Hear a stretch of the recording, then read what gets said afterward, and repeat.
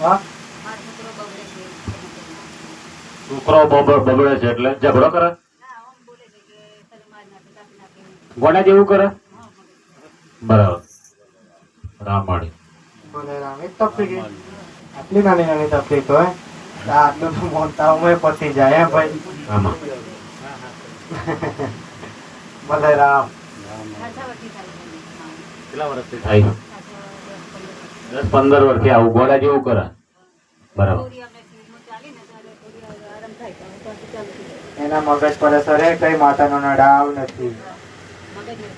મગજ એટલે મતલબ ગમે તે મગજ થોડુંક ઓમ થયો. બલરામ દવા ચાલુ હતી